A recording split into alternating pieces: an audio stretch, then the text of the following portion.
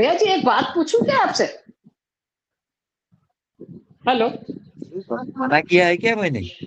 पूछ हाँ लीजिए। हाँ, मतलब हम्म। जैसे हमने अग्नि में हाथ डाला तो हाथ तुरंत जल गया, और आदमी डूबा तो डूबने के बाद नदी में जल में वो मर गया, है ना? तो ये तो तत्क्षण परिणाम होते हैं। तो हम ये कर्म का सिद्धांत को मान करके ये क्यों समझते हैं कि ये पति पत्नी आपस में पिछले किसी जन्म के कर्म का भुगतान आपस में भोग रहे हैं और मारपीट कर रहे हैं और गाली गलौज कर रहे हैं, या बेटा और बाप आपस में पिछले ये जन्म का स्टेटमेंट कोई रॉन्ग है। वैर। होता नहीं हाँ है। नहीं नहीं, ये गफ है, ये गफ है, ये जो धंधा ये चल रहा है, हाँ, ये नहीं होता ये ऐसा ऐसा। ये जी आप भैया पौने तो 500 तत्व की कोशिका से अंजिला माता, आप जब तक आप हो आज तक आप कितने बार चेंज हो चुका है आपका कोशिका। और जो आपकी मन बुद्धि वो क्लाउड है, वो तो आते जाते रहते हैं। आप जिससे धारा जी में भैया बहते हैं जी, उससे बहते रहते हैं। हाँ, आग तो में यही पड़ोगे बात। जलोगे, पानी में पड़ोगे मरोगे। ये तो चलता ही हाँ रहता है, इसमें कोई जी भैया भाग्य जी, और नहीं है। हाँ, तो मेरे मन में इतना मंथन चल रहा था कि तत्काल अग्नि में हाथ डालो और वो तत्काल जलता है, तो कर्म का सिद्धांत के अकॉर्डिंग अपन ये सोचते हैं कि पति पत्नी आपस में पिछला कोई पति रहा पत्नी रही और आपस में कूट रहे हैं एक दूसरे को और एक दूसरे को गंदे तरीके से नीचा दिखा रहे हैं, तो ये तो हम अपने आप को बचाने का प्रयास कर रहे हैं कि पिछले जन्म का ऐसा रहा हुआ होगा। किसी भी कर्म का फल तो प्रतिपल और तत्क्षण मिलता है या नहीं है? तो हम उसको ये कह हाँ करके क्यों यही है। समझें कि ये पिछले जन्म का कोई भुगतान है और उसको हम ढो रहे हैं रिश्तों को और जी रहे हैं और एक दूसरे को नरक बना रहे हैं, वो गलत चीज है ना? अपने बचाव कर रहे हैं और बचाव हाँ करने बिल्कुल, का आइडिया अपना देते हैं और उसका बचाव गुरु करने बन के का बैठते तरीका हैं। है ये। जी भैया जी, हाँ, और अपने उनका बचाव गुरु का भी बनते तरीका हैं। है। हाँ और उनका गुरु भी है मार्केट में, ऐसा बोलने हाँ वाले। हाँ हाँ हाँ। हम्म। तो मेरे को, मैं मन में मैंने ये सोचा, मैंने कहा मैं भैया जी को पूछूंगी कि कर्म का सिद्धांत तो फिर कहाँ है? ये तो गलत चीज हो गई ना, ये तो अपने को बचा रहे हैं हम। कर्म तो कर्म का हाथों हाथ सिद्धांत प्रति। ऐसा होता है। अब ये कर्म का सिद्धांत बात आया तो कर्म का सिद्धांत का भी एक बार बात कर लेते हैं, ठीक है। जी ये जो आपको जिसे बता रही थी, जैसे आप सोच रहे थे वैसे कर्म का सिद्धांत क्या होता है। एक्चुअल में धरती में होता क्या है। एक होता है पंचतत्व का अपना प्रक्रिया, जैसे हम मनुष्य भी एक जीव की तरह ले ले और वनस्पति ले ले, मिट्टी ले ले, तो एक खाम पानी सूर्य दिनचर्या में ये प्रक्रिया में, जैसे जंगल में जाए तो जंगल में वनस्पति और जीव जनावर अपने रास्ते में चल रहे हैं ना, अपना दुनिया और प्रकृति चल रही है। तो उसी तरह ये भी चल रहा है हमारे। लेकिन मनुष्य जगत में जो माया है ना, ये माया शुद्ध चेतन है। तो ये चेतन एक नियम के अंदर काम करती है। इसका अपना खुद का नियम कुछ भी नहीं है। अब ये नियम ये है, हम जिस धारणा डालते हैं हमारे अंदर और जो हम कमिटमेंट करते हैं उसी के अंतर्गत बनता है, कर्म का फल जुड़ जाता है। जो अब अभी आपने जो किया उसका प्रतिफल जो है उसके लिए फिर बाद में वो तय होगा। जैसे हम लोग कोई कोई काम अभी के लिए करते हैं, कोई काम एक अभी स्टार्ट किया तो 1 महीने बाद करेंगे, कोई फिर 10 साल बाद। शॉर्ट टर्म और लॉन्ग टर्म होते जाते, इसी तरह कर्म का फल भी अगर कोई काम आज किया तो उसका फिर घटना स्वरूप आपको बहुत पीछे दिख ना सकेगा। क्यों पीछे दिखेगा? उसका फिर माहौल मिलते मिलते मिलते मिलते जाके वो बाद में मिलेगा। तो किसी किसी कर्म का जल्दी जल्दी मिलेगा। अब वो कर्म देख के आपका डिसीजन देख के तय होगा कि आपने किस लॉन्ग टर्म का डिसीजन किया था। तो शॉर्ट टर्म का डिसीजन है तो जल्दी दिखेगा, जैसे आग में डालोगे तो वो शॉर्ट टर्म डिसीजन है, तो जल्दी डाला जल्दी होगा। लेकिन कभी कभी लॉन्ग टर्म डिसीजन होते हैं। तो लॉन्ग टर्म डिसीजन में जैसे मैं 1 महीने के बाद मुझे ये करना है बोल के हम बैठेंगे और 1 महीने के बाद करेंगे, तो 1 महीने आगे हमने बीज डाला। तो उस टाइम जो बीज डाले थे और जिस बीज की प्रक्रिया हमने अच्छा किया तो उस टाइम के रिजल्ट अच्छा आएगा। अगर बीज उस टाइम हमने प्लानिंग किया और बीच में जो प्रक्रिया थी अच्छी प्रक्रिया नहीं हुई, तो फिर उस टाइम वो काम गलत होगा। तो इस तरह कर्म का फल प्रतिपल बनता जा रहा है। अभी जैसे अभी आपने एक किया, एक के बाद फिर जुड़ गए, फिर और करते करते जाएगा। लेकिन कैसे जाता है, जैसे आपकी पैर चलती है, एक पैर चली तो एक पैर कहाँ पे है, आगे की पैर कहाँ पे है, ये दोनों की जो होती है इसी में से आगे का तय होता है प्रतिफल। कर्म का फल, कर्म मतलब आपका डिसीजन कर्म है। कुछ नहीं किया हुआ कर्म नहीं है। आपकी जो डिसीजन करके जो कंडक्ट करते हैं, डिसीजन एंड कंडक्ट दोनों, इसको कर्म बोलते हैं। अगर आपने वो डिसीजंस ऊर्जा को सौंपी दिया और कर्म को ऑटो होते दिया तो अकर्म बन जाता है, तो उसका आपको प्रतिफल देना नहीं पड़ेगा, उसका कोई भी आपको कुछ भी नहीं लगेगा। ये पानी में लिखा हुआ लकीर जैसा होता है। लेकिन उस टाइम आपको उसी दशा में आना पड़ेगा। ये मतलब 5D में आके कर्म करो, अकर्म में कर्म करो, इसका कोई भी लेखा जोखा नहीं रखेगा। ये होता है। कुछ आया समझ में अंजिला माता? बताइए तो क्या समझा? कर्म मीन्स डिसीजन एंड कंडक्ट, और उसी का फल मिलता है।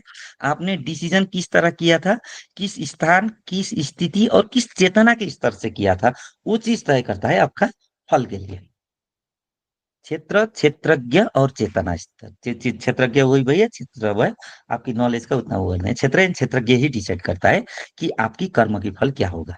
तो लेकिन आपकी डिसीजंस और कंडक्ट, ये दोनों। राज भैया बताइए तो इसको क्या क्या समझा आप एक जरा। जी भैया, आपने जैसा बोला, जैसा अंजिला माता जी बोल रही थी कि कर्म का सिद्धांत, मतलब अभी तक के आपने बोला ना कि मार्केट में ऐसे गुरु मिलते हैं तो लोगों की मान्यता है, हम मेरी भी ऐसी ही धारणा थी, मान्यता थी कि पिछले जन्म के कर्म हो गए इसलिए विपत्ति आ रही है, ऐसा वगैरह।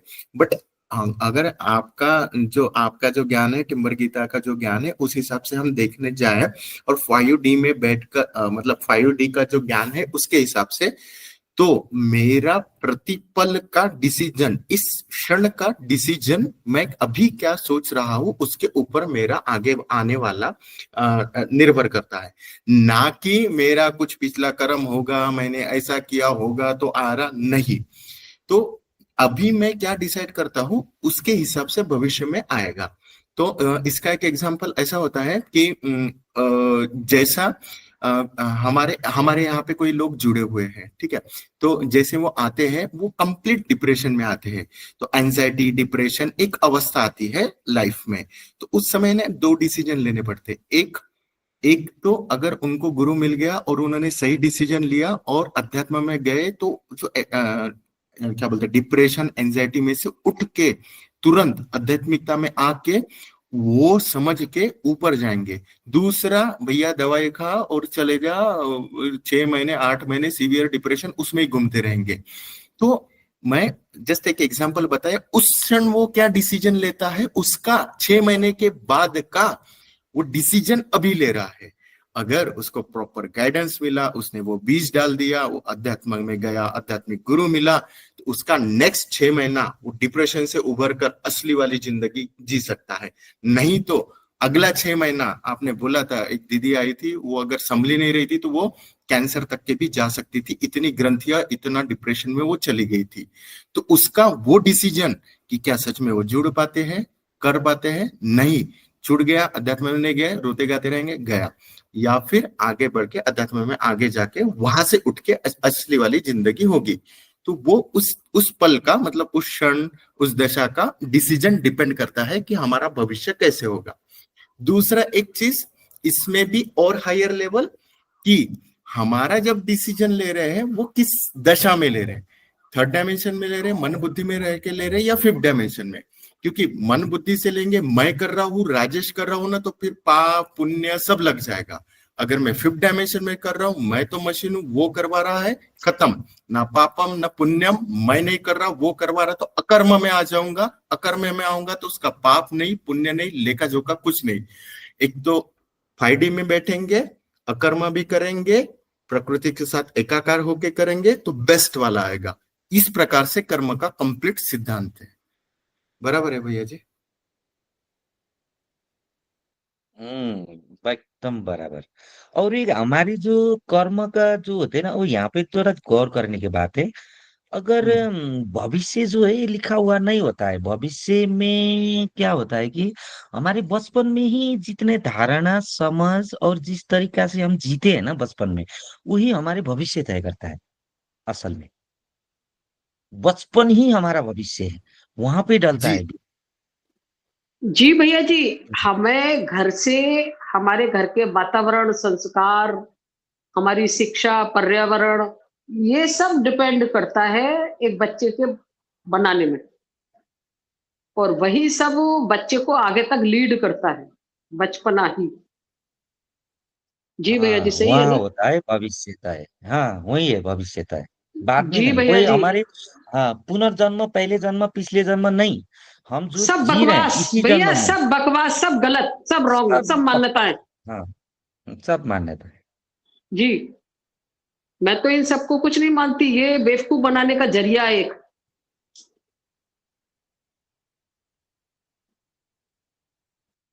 इसी कारण तो सबका घर बिगड़ा है अंजलि माता, सब जी ज्ञानियों का भैया घर जी, क्यों बिगड़ा है? कारण ही ये जी सब भैया जी, ज्ञानियों का घर बिगड़ने का। मतलब एक चीज मैं आपको बताऊं, ये जब मैं ज्ञान आविर्भाव जी के पास गई थी, तो एक, मतलब उन्होंने अपने ऊपर एक शब्द भी ओढ़ा हुआ नहीं है। कुछ एक शब्द उन्होंने अपने मुंह से बोला, तो बोले कि नहीं मैं ये भी नहीं हूं, उन्होंने तुरंत उसको तत्काल हटा दिया। बोले ये भी मान्यता है, मतलब मैं गुरु भी नहीं हूं, और पता ना जाने क्या ऐसा कुछ स्टेटमेंट उन्होंने बोला था। तो बोले कि नहीं ये भी मान्यता है, तुरंत उन्होंने बिल्कुल जैसे कांच में शक्ल दिखाओ और एकदम हट जाओ। मतलब उनको इस तरीके से वो अपनी आत्मा की प्योरिटी रखते हैं। मुझे बहुत अच्छा लगा आज, उनको जब जब मैं उनका कभी कोई वीडियो सुनती हूँ, तो रियली में अपने ऊपर एक भी शब्द को ओढ़ना नहीं है, और एक भी शब्द अगर आपने जोड़ लिया अपनी आत्मा के ऊपर, वही वस्त्र हो गया और वही ढक्कन हो गया आत्मा का। सही कह रही हूँ भैया जी क्या? हाँ, अंजलि माता, ये सब तो सारे तो धोखेबाजी है। ये अभी जो हम बात कर रहे हैं ना, ये भी असली नहीं है।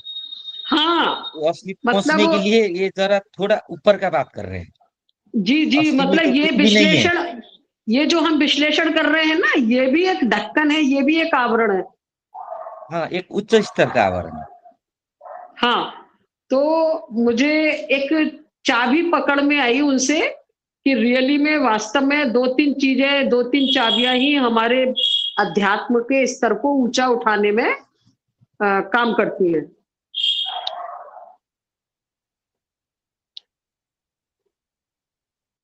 चाबी तो अंजिला माता सुन लीजिए, ये प्रकृति में जो भी प्रतिपल का घटना है ना, हर घटना की है उसका, हर हाँ, दृश्य की है उसका, हर चीज जी, की है उसका चाबी तो। मतलब वो हमें कुछ भी सिखाती ऐसा है। चीज नहीं है वो जी, हमको पहचान में नहीं आता, हमको वो जानने में नहीं आता, हमको मतलब वो हम उसको चाबी यूज करने में नहीं आता। पकड़ नहीं पाते हैं हम उसको। चाबी यूज करना नहीं जानते ना, जैसे बारिश हो गई उसमें क्या हाँ, नहीं, अब वो जी। बारिश को चाबी कैसे बना है ये नहीं जानते।